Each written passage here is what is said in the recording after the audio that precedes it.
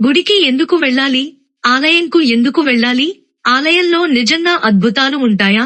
హిందువులుగా ఉన్న వారిలో చాలా మందికి గుడికి వెళ్లే అలవాటు ఉంటుంది. దానిని మనకు మన పెద్దలు నేర్పితే మనం మన పిల్లలకు నేర్పుతాం.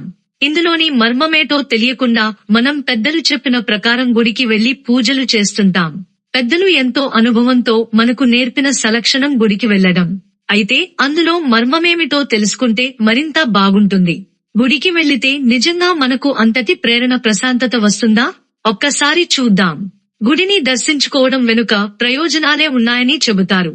నేటి సైన్సు, నాటి వేదాలు రెండూ చెప్పే మాటే.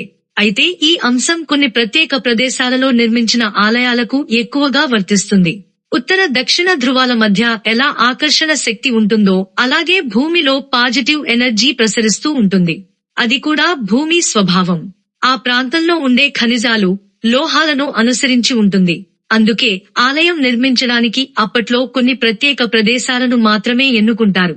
ఆ గుళ్లలోకి వెళ్లగానే శరీరం ఒక్కసారిగా చల్లబడుతుంది, మనసుకు ప్రశాంతత లభిస్తుంది. ఇది కావాలంటే పరిశీలించి చూడరండి. ఎంపికైన ప్రదేశంలో దేవాలయం, ఆకర్షణ శక్తి అధికంగా ఉన్న కేంద్రంలో మూల విరాట్టును ప్రతిష్ఠింపచేస్తారు.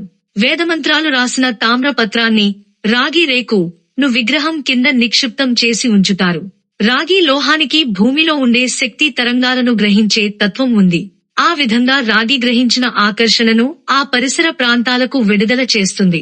అందువల్ల రోజూ గుడికి వెళ్లి మూల విరాట్టు ఉన్న గర్భగుడి చుట్టూ ప్రదక్షిణ చేసే అలవాటు ఉన్నవారికి ఆ తరంగాలు సోకి అవి శరీరంలోకి ప్రవహిస్తాయి. ప్రతిరోజు గుడికి వెళ్లేవారిలో దివ్యశక్తి చేరడాన్ని మనం గమనించవచ్చు. గుడికి వెళ్లి వచ్చేవారు చాలా ప్రశాంతంగా కనిపిస్తారు. ఇకపోతే గర్భగుడి మూడు వైపులా పూర్తిగా మూసి ఉండి ఒక్కవైపు మాత్రమే తెరిచి ఉంటుంది. అందువల్ల గర్భాలయంలో ముఖద్వారం దగ్గర పాజిటివ్ ఎనర్జీ కేంద్రీకృతమై మరీ అధికంగా ఉంటుంది. గర్భగుడిలో వెలిగించే దీపం ఉత్పత్తి చేసే శక్తి కూడా చెప్పుకోదగ్గదే. ఆలయాల్లో గంటలు మోగిస్తారు, వేద మంత్రాలు పఠిస్తారు, భక్తి గీతాలు ఆలపిస్తారు. ఈ మధుర ధ్వనులు మరింత శక్తిని సమకూరుస్తాయి.